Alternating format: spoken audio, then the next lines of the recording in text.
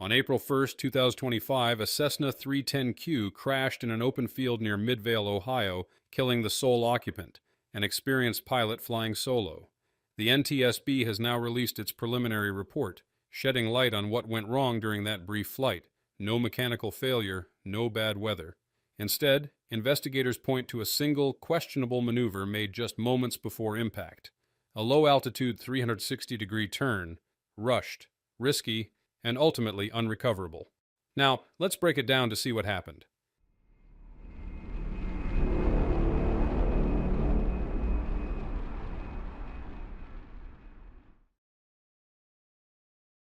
The aircraft at the center of this tragic incident was a 1973 Cessna 310Q, a twin-engine light aircraft known for its speed, stability, and reliability among general aviation pilots. Registered under tail number November 8242 Quebec, the plane was owned and operated by Bird's Eye View Inc., a private entity based in Farmington, New Mexico. Despite its age, the 310Q model has maintained a reputation as a capable platform for personal and professional flying alike, used often in aerial surveying, business transport, and advanced pilot training. The Cessna 310Q is a complex, high-performance aircraft that demands proficiency. With twin Continental engines, retractable landing gear, and a variable pitch propeller system, it's a far step up from single-engine trainers. For a seasoned aviator, it can be an exceptional aircraft. But for even experienced pilots, it presents higher workloads and narrower safety margins, particularly in dynamic or low-altitude flight scenarios. This flight, conducted under Part 91 regulations, fell within the scope of general aviation, a personal practice session, not a commercial or instructional operation. Flights under Part 91 allow for substantial pilot discretion, but that freedom also comes with the expectation of sound decision-making and adherence to best safety practices. Without the oversight required in commercial operations, the responsibility for risk management rests almost entirely with the pilot. The aircraft had no known maintenance issues at the time of departure. It was not required to carry a flight data recorder or cockpit voice recorder, standard for aircraft of its size and certification, but this lack of onboard monitoring leaves many critical questions unanswered when accidents like this occur. At the controls of November 8, 242 Quebec that afternoon was Orville J. Evans, a 62-year-old pilot from New Philadelphia, Ohio. Flying solo, Evans was no stranger to aviation. Described by those who knew him as both methodical and passionate, he had accumulated considerable experience over decades of general aviation flying. April 1, 2025 was intended to be a routine solo flight, an opportunity for skill refinement rather than an ambitious cross-country or complex mission. Evans was reportedly practicing 360-degree maneuvers, a detail later confirmed both by ADSB flight data and comments from family members familiar with his flying habits. These were likely personal proficiency drills, used by some pilots to maintain hand-flying sharpness or simulate scenarios such as extended traffic pattern spacing or aerial survey turns. Tragically, what began as a standard flight ended in disaster. Evans was the sole occupant and sole fatality in the crash. The impact itself was severe, but it was the post-crash fire, fueled by the aircraft's full fuel load, that inflicted the most catastrophic damage. The thermal destruction was so extensive that traditional means of identification were rendered impossible. His identity had to be confirmed via DNA analysis, a sobering reminder of the violence of the crash and the limitations of emergency response in such high-energy impacts. Despite the tragedy, it's important to note Evans was not an amateur, nor was this a reckless recreational flight. He was a seasoned aviator operating his own aircraft in good weather with a clear and seemingly simple goal, highlighting how even familiar conditions can turn fatal with just one misjudged maneuver. The flight began without incident. At approximately 4:40 p.m. Eastern Daylight Time, Orville Evans departed Harry Clever Field in New Philadelphia, Ohio, under clear skies and calm wind conditions. With no passengers on board and no destination beyond the local airspace, this was a personal flight, routine in appearance, purposeful in intent. According to ADSB data and statements from Evans' family, the pilot's goal was to practice 360-degree turns, a maneuver typically used to maintain separation or spacing within the traffic pattern or to hone control skills in visual conditions. Shortly after takeoff, the Cessna 310Q maneuvered southeast of the airport, where it performed several such turns at relatively low altitudes. After the practice sequence, Evans returned toward the airport, announcing his position on the Common Traffic Advisory frequency approximately 5 miles from runway 33. He appeared to be setting up for a standard visual approach. However, something changed during the final sequence. While on a 2-mile final, Evans aborted the approach, radioing his intent to execute one more 360-degree turn before rejoining the pattern. This decision would prove catastrophic. Witnesses on the ground observed the aircraft entering a steep right bank turn. The turn rapidly became aggressive, too steep, too fast for the aircraft's altitude. Suddenly, the aircraft pitched nose down, appearing to enter a spin. Several bystanders described hearing the engine sputter, followed by a brief, faltering recovery attempt. But it was too late. The aircraft descended rapidly, vanishing behind tree lines near the Five Waters Golf Course, approximately 3.6 miles from the airport. The impact occurred between 5:04 and 5:08 p.m. in an open field. The aircraft struck the ground nose first, causing severe structural fragmentation. The resulting post-impact fire was intense, burning through the airframe and further complicating any forensic reconstruction. By the time first responders reached the site, the aircraft was engulfed and the pilot had perished. This was not a long flight. From takeoff to tragedy, less than 30 minutes had passed. But within that brief window, a series of decisions, particularly the low-altitude maneuver so close to landing, culminated in irreversible consequences.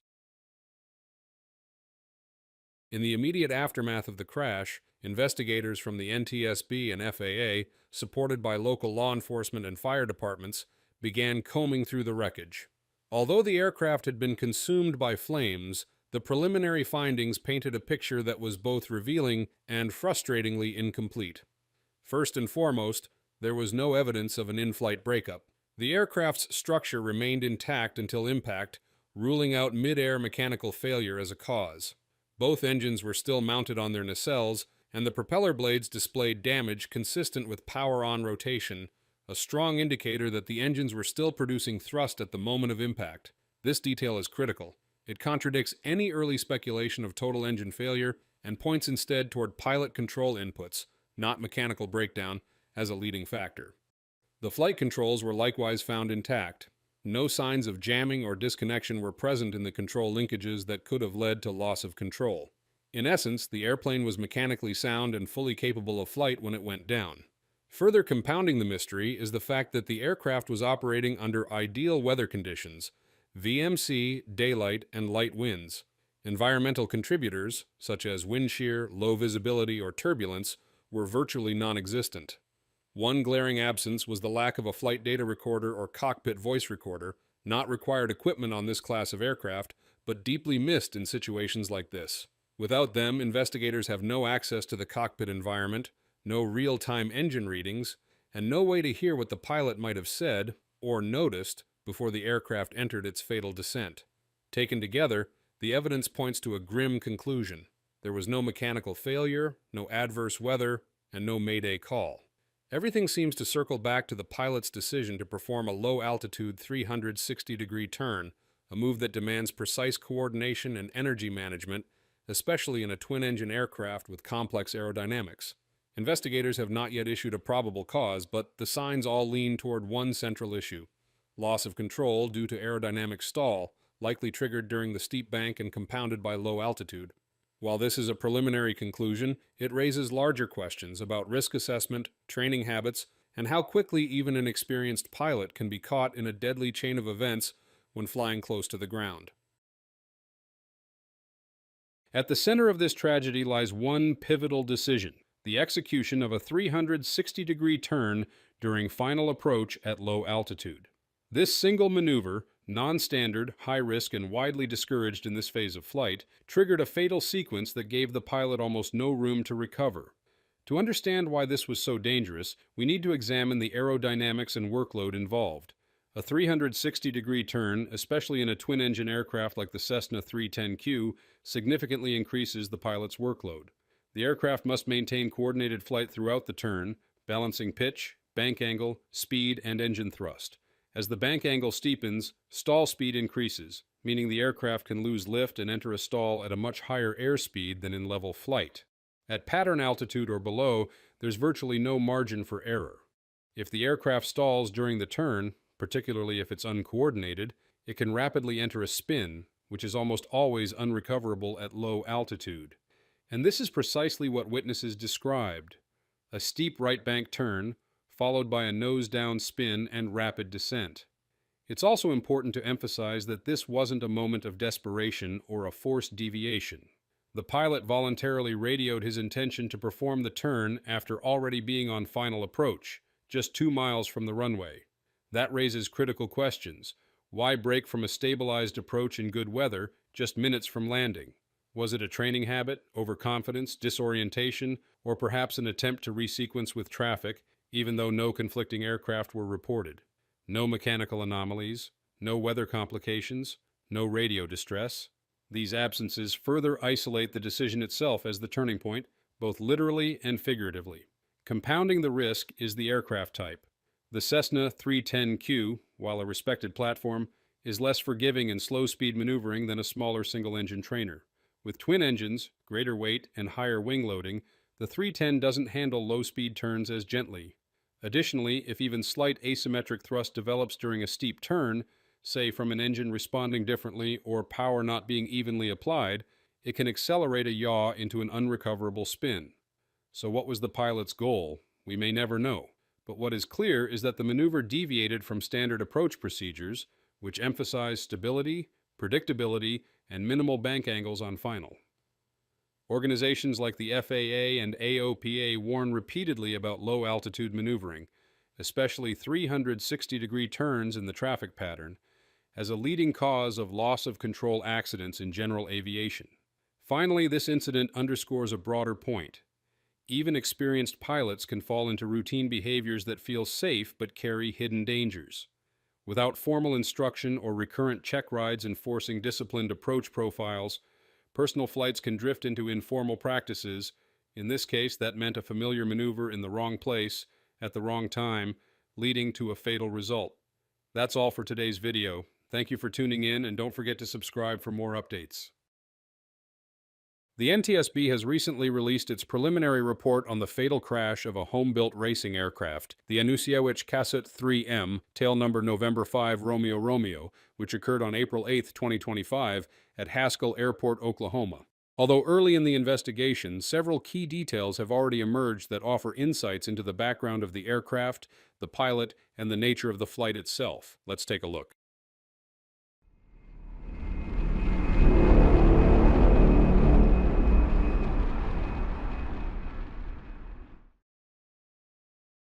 The aircraft involved, Cassutt III M, serial number 326, is part of a class of single-seat, amateur-built racing aircraft that have been widely used in Formula One air racing circuits. Built in 1974 and officially issued an experimental airworthiness certificate in 1982, N5RR had been privately maintained by its registered owner and sole pilot, Robert D. McAllister of Tulsa, Oklahoma. Like many home-built aircraft, the Cassutt III M is not certified under traditional type certification, but is operated under FAA experimental rules, placing the responsibility for maintenance and operation largely on the owner-pilot. McAllister, age 69, was an experienced private pilot with a long-standing familiarity with the aircraft and the local flying environment. He was known to the community at Haskell Airport and had flown the Cassutt in the area regularly. On the day of the accident, he departed on a routine personal flight under Part 91 rules, with no flight plan filed and visual meteorological conditions reported: clear skies, light winds, and visibility extending up to 10 miles. There were no passengers on board, and no commercial or instructional purpose for the flight. The flight profile was entirely typical for general aviation personal use, and the pilot's familiarity with the airport, along with the aircraft's performance characteristics, played a central role in the flight activity observed before the crash. Although classified as a vintage home-built design, the Cassutt III M remains an agile and high-performance aircraft, demanding precision and discipline from its pilot, especially at low altitudes or during aerobatic-like maneuvers. This makes understanding both the aircraft's capabilities and the pilot's intentions critically important in assessing what went wrong. According to multiple eyewitnesses and evidence at the crash site, The flight began in a routine and familiar manner. Pilot Robert McAllister had reportedly completed 2 to 3 laps in the traffic pattern at Haskell Airport, demonstrating no sign of mechanical difficulty or distress. These early laps indicated standard circuit operations, low-risk flying that is typically practiced by private pilots maintaining proficiency or simply enjoying local airspace.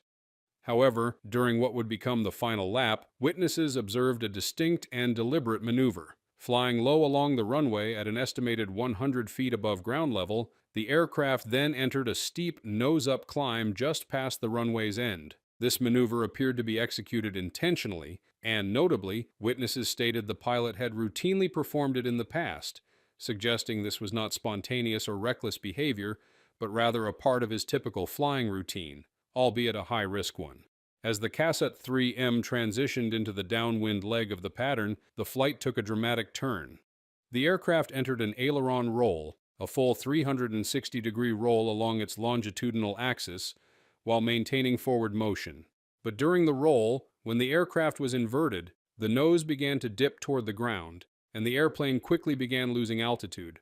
It appeared that McAllister, recognizing the descent, regained level wings and initiated a pull-out maneuver from the dive. Tragically, it was too late. The aircraft impacted the ground at a shallow angle, consistent with an attempted recovery rather than a direct plunge. Witnesses described the plane bouncing and tumbling on impact, with parts separating from the fuselage in the process.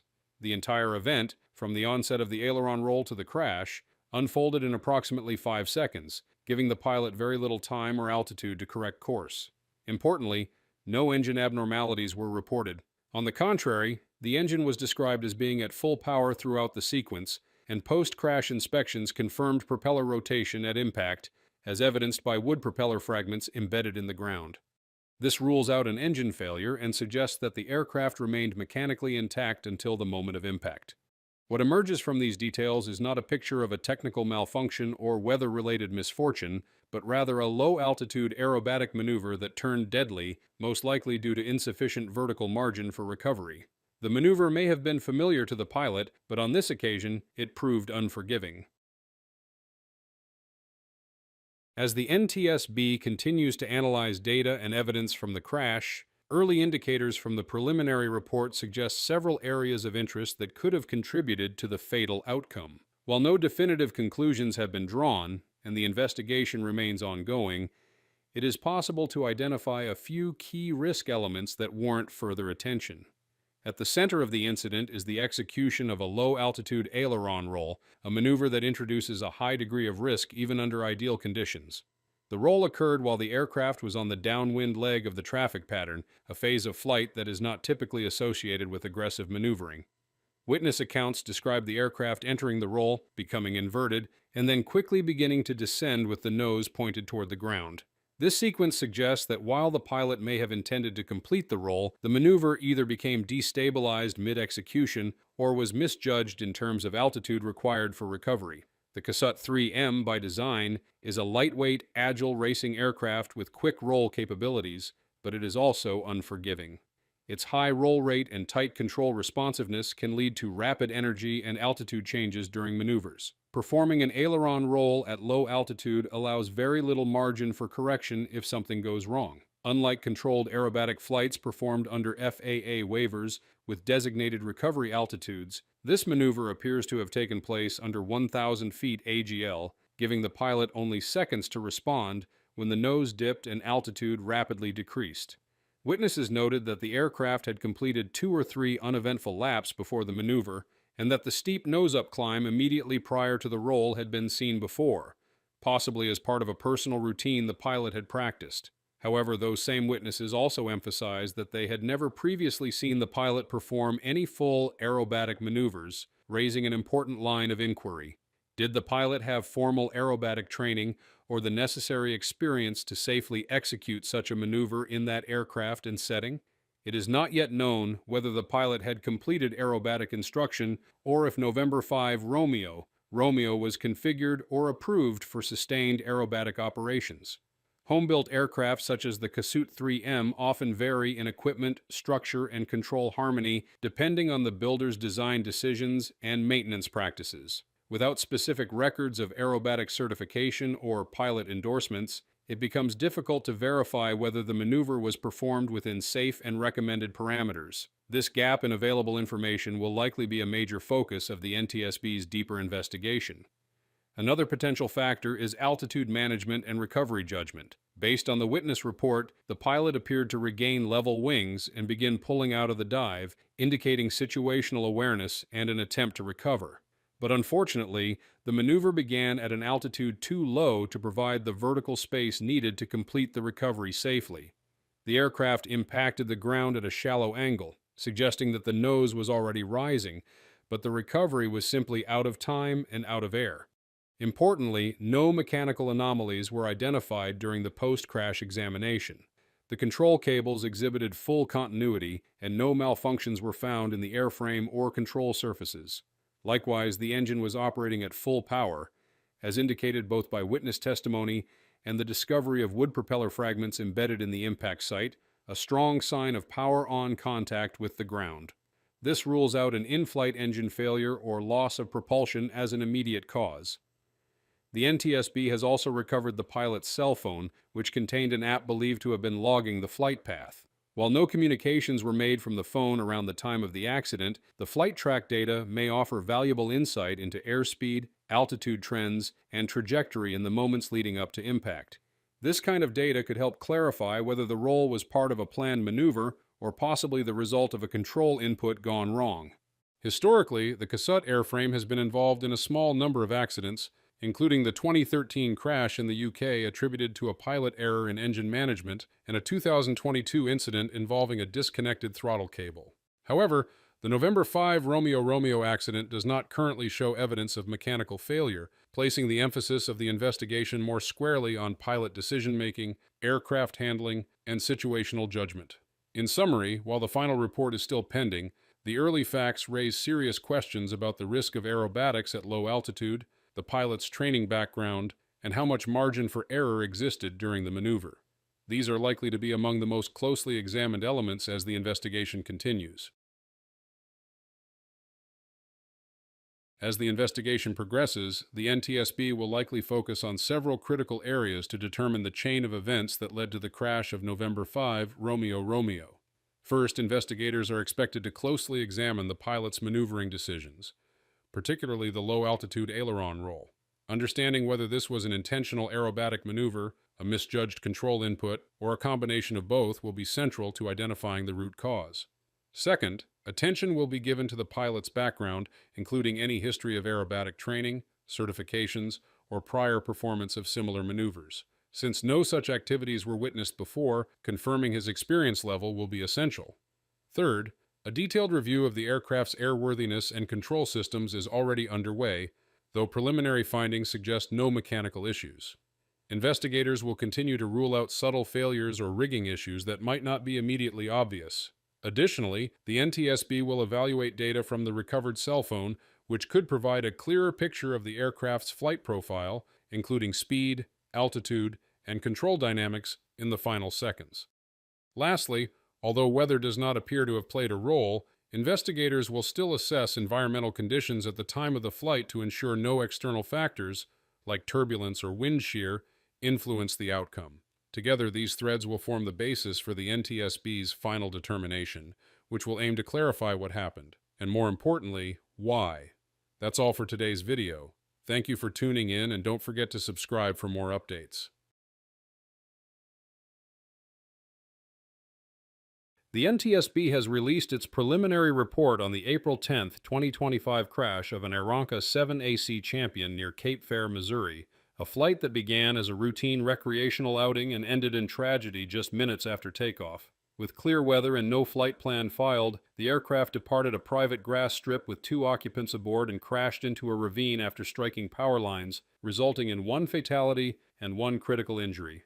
Everything happened so quickly. Now let's break it down to see if we can get anything from the report.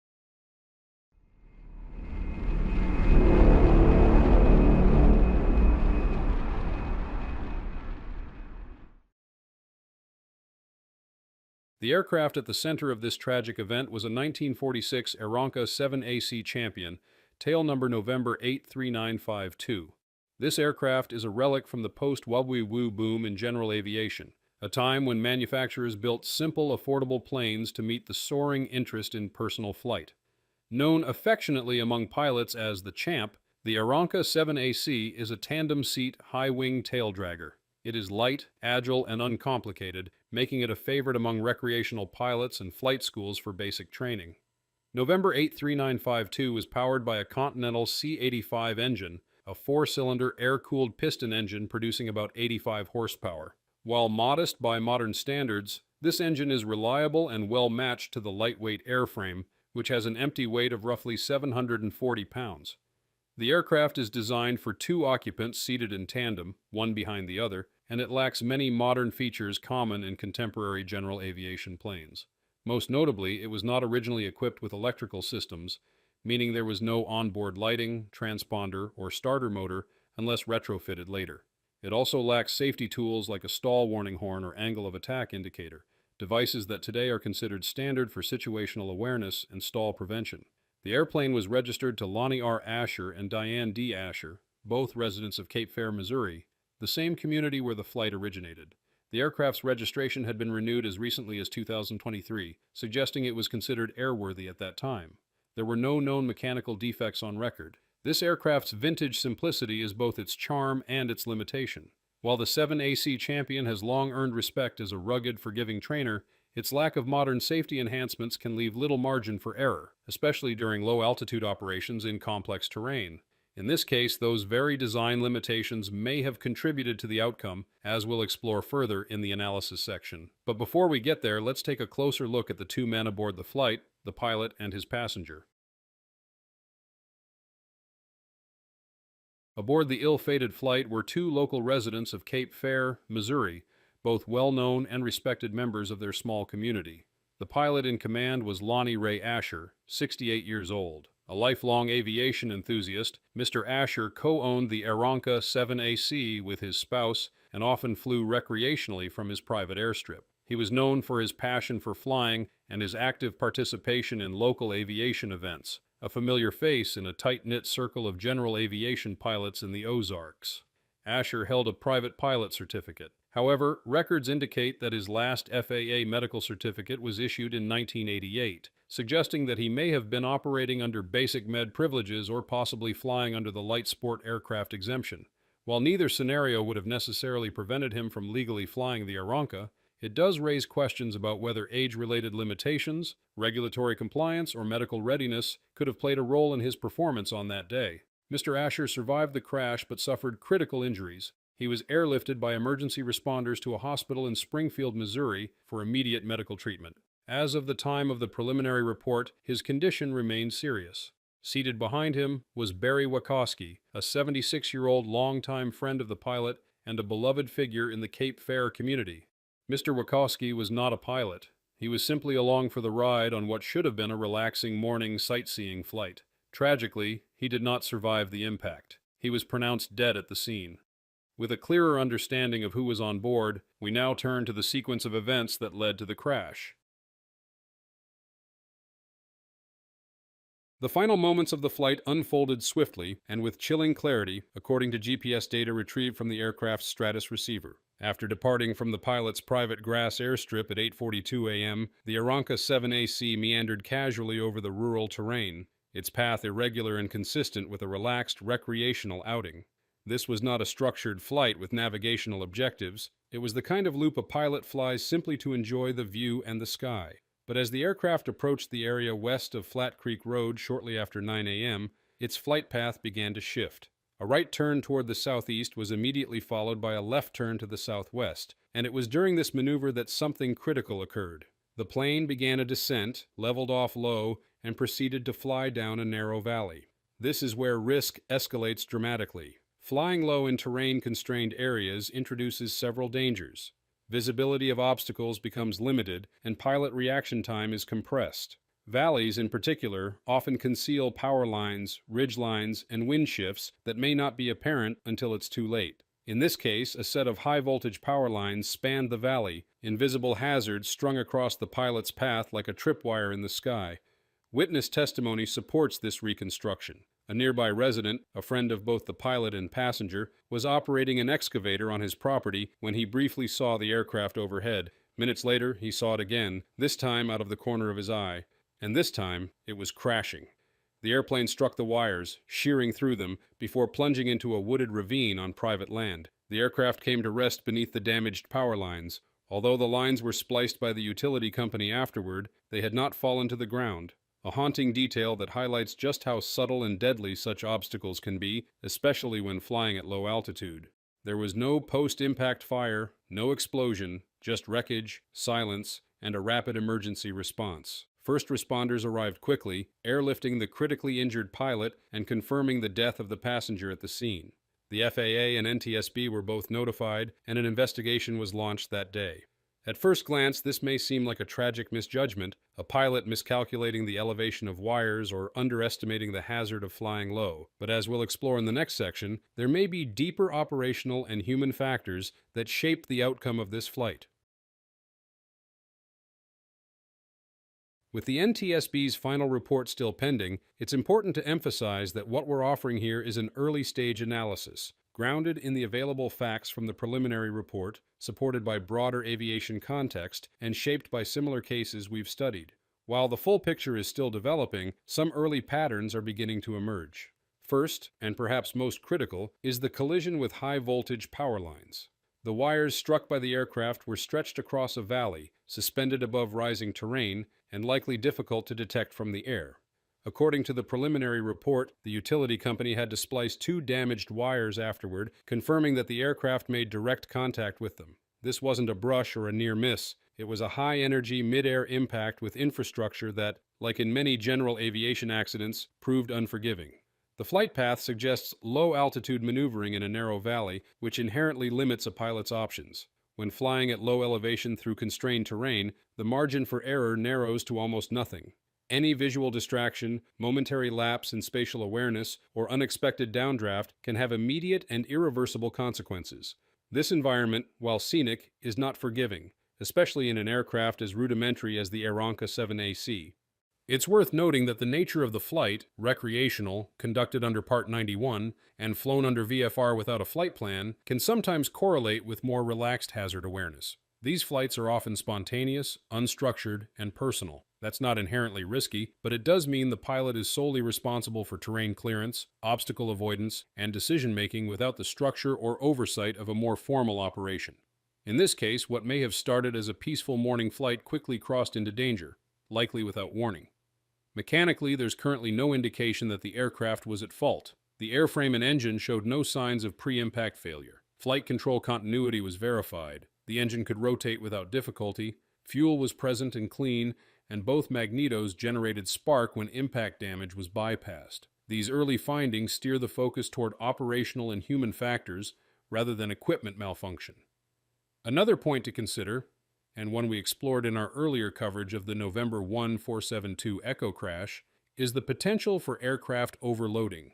The Aeronca 7AC is a small, lightweight airplane designed in an era before many of today's safety margins. 2 grown men aboard, combined with full fuel, could place the aircraft near or even beyond its upper performance envelope, especially in warmer temperatures or confined climeouts. In the November 1 472 Echo case, overloading played a pivotal role in a fatal accident involving the same model aircraft. If you're interested in learning more about that case and how it compares to this one, we've linked our video on the November 1 472 Echo crash in the description below. Finally, it's important to keep in mind that the Aeronca 7AC, like many aircraft of its era, was not equipped with modern safety devices such as stall warning systems or angle of attack indicators. These tools offer pilots critical cues in high-risk conditions, particularly at low altitude or near stall speeds. Their absence in a low-level turn through a valley leaves little room for error and no warning when that margin is crossed. In summary, while it's too early to draw firm conclusions, the available data point toward a combination of low-altitude terrain maneuvering, obstacle collision, and the inherent limitations of vintage aircraft design as the primary areas of concern. As always, we'll revisit this story once the NTSB publishes its final report, but until then, we continue to reflect on another reminder of how even routine flights can demand utmost caution. That's all for today's video. Thank you for tuning in, and don't forget to subscribe for more updates. The aviation world lost a titan on April 24, 2025, when Rob Holland, one of the most extraordinary aerobatic pilots of our time, tragically perished in a crash at Langley Air Force Base. His passing sent shockwaves through the aviation community, not only because of who he was, but because of how it happened. Let's take a closer look.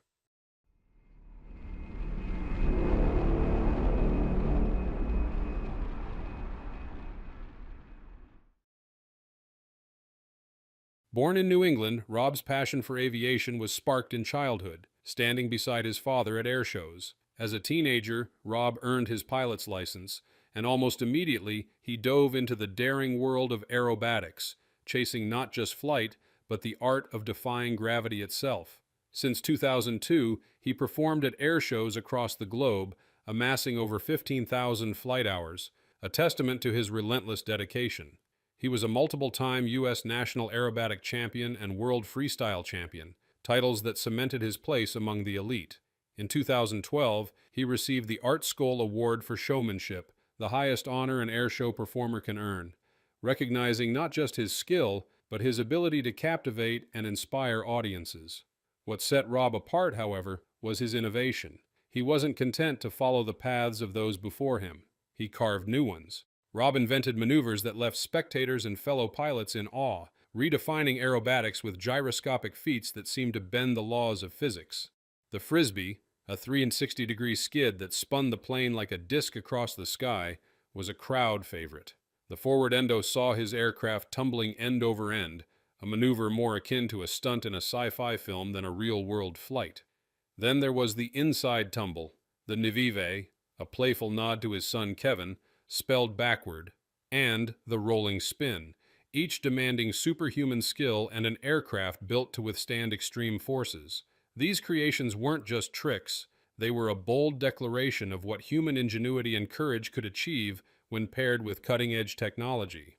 Beyond his technical prowess, Rob's legacy is etched in the lives he touched.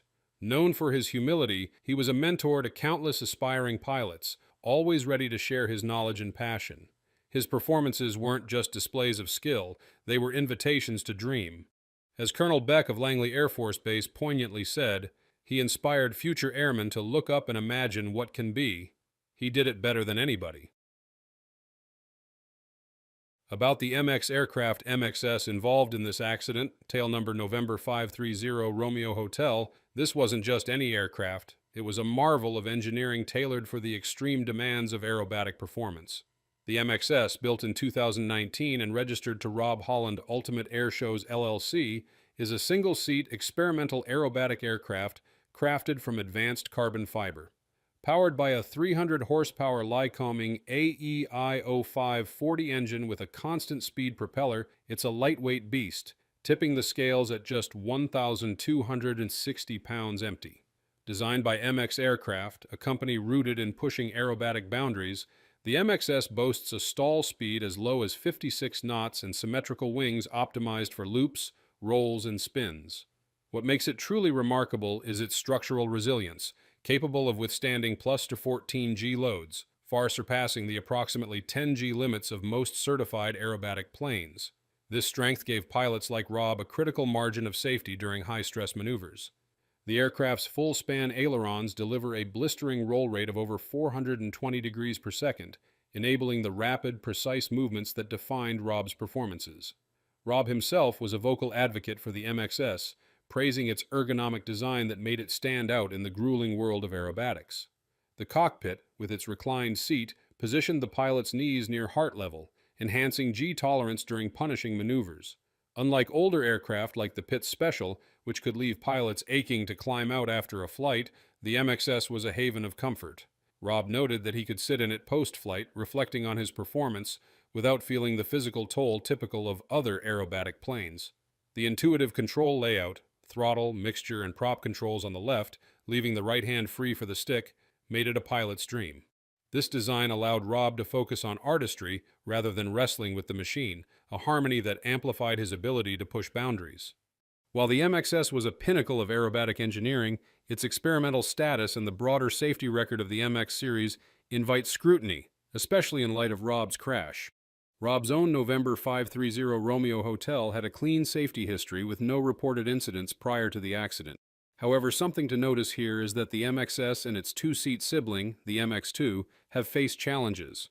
Most MXS incidents involved non-fatal water strikes during high-intensity Red Bull air races, where pilots pushed the aircraft to their limits skimming pylons.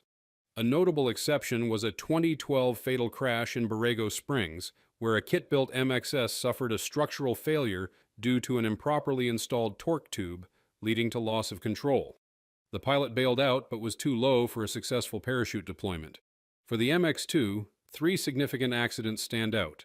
A 2015 crash in France, where engine mount failure triggered wing separation, allowing the pilot to parachute to safety. A 2022 Florida incident involving an unrecoverable inverted flat spin due to improper weight and center of gravity, and a loss of control stall spin event.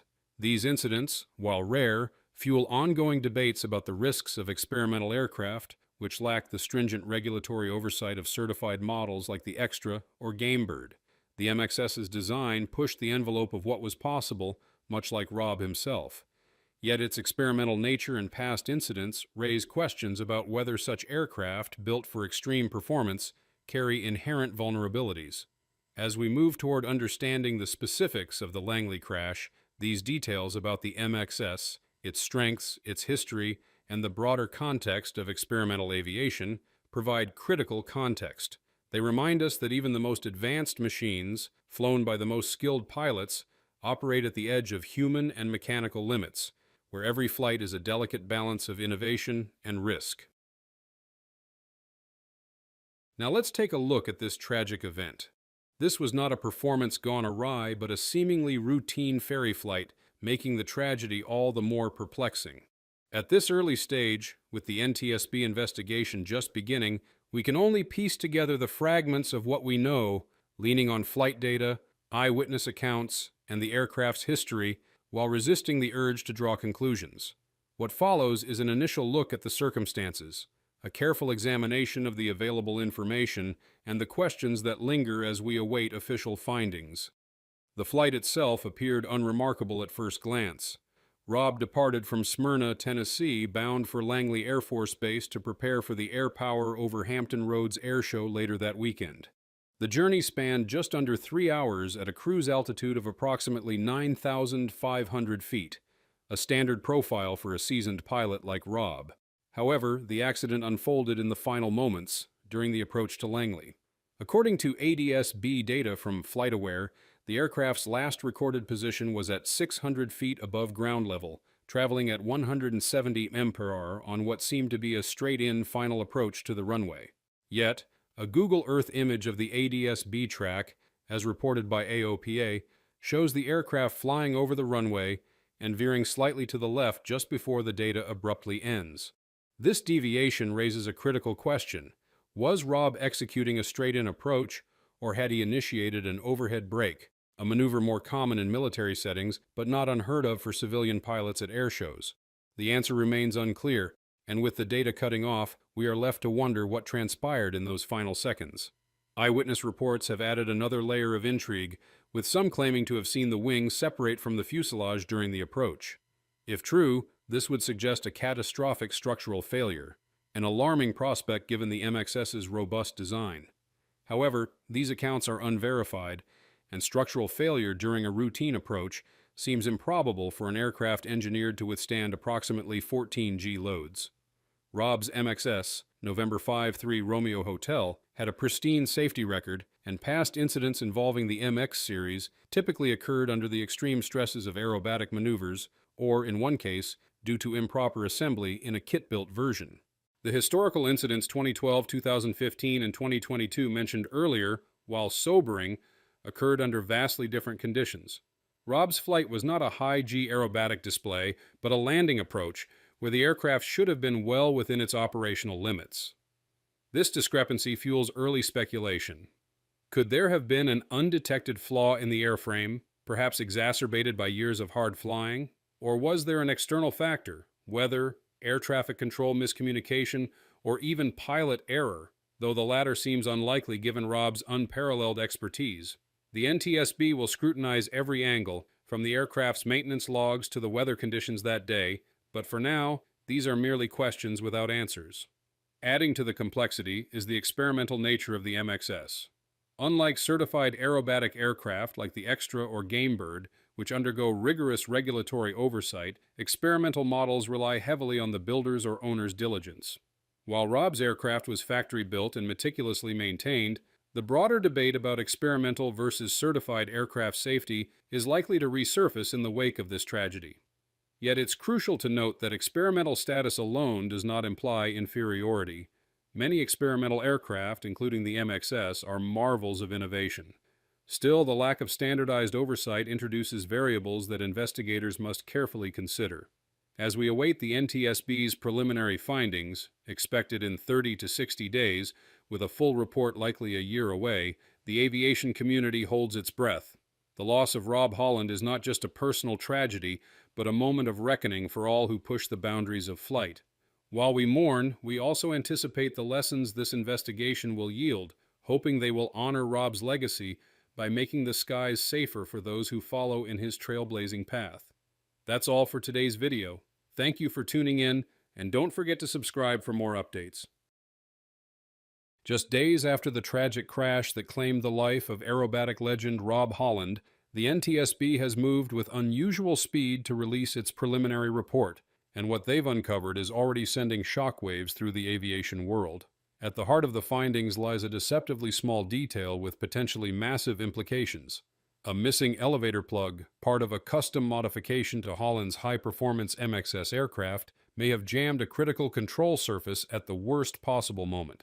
Let's break down exactly what investigators have revealed so far, and why this tiny component could become one of the most controversial elements of the case.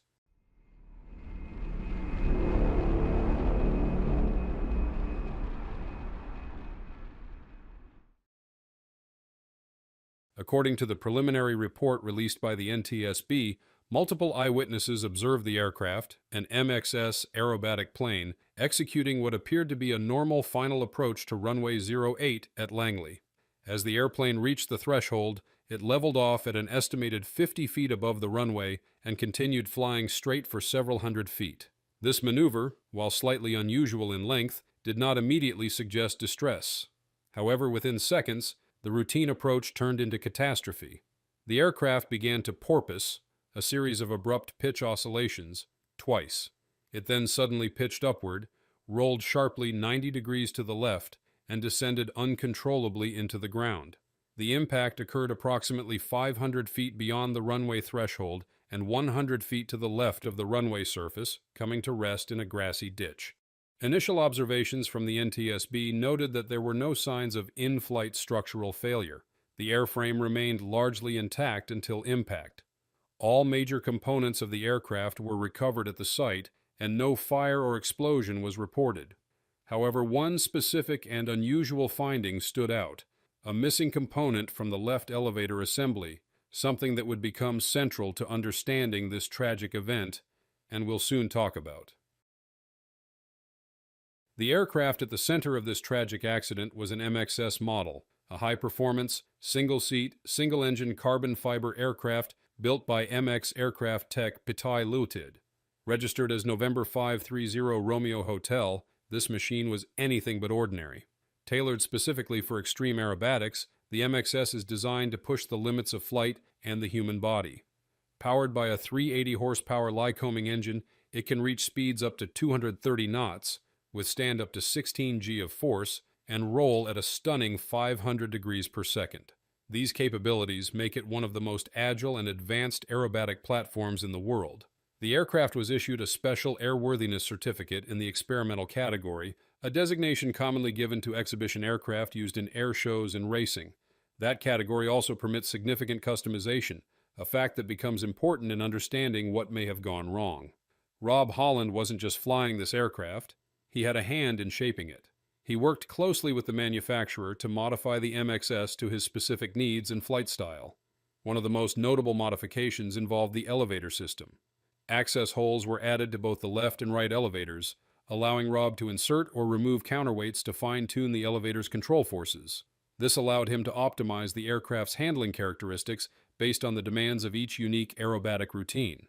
These modifications weren't experimental for the sake of novelty, they were part of Rob's relentless pursuit of precision. However, any time custom changes are made to critical flight control systems, even small oversights can carry significant risk. Importantly, the aircraft had recently undergone a condition inspection, the experimental equivalent of an annual inspection. That inspection was completed on March 3, 2025, just weeks before the accident, with the aircraft logging 1,062 hours of total airframe time.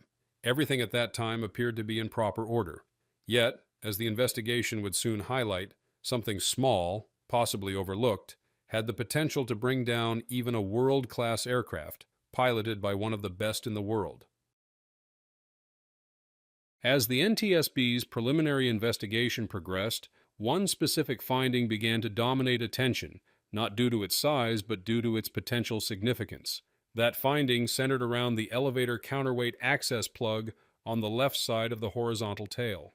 Rob Holland's aircraft had been heavily customized to suit his highly technical and demanding aerobatic routines. Among those modifications were access holes in both the left and right elevators designed to hold adjustable counterweights.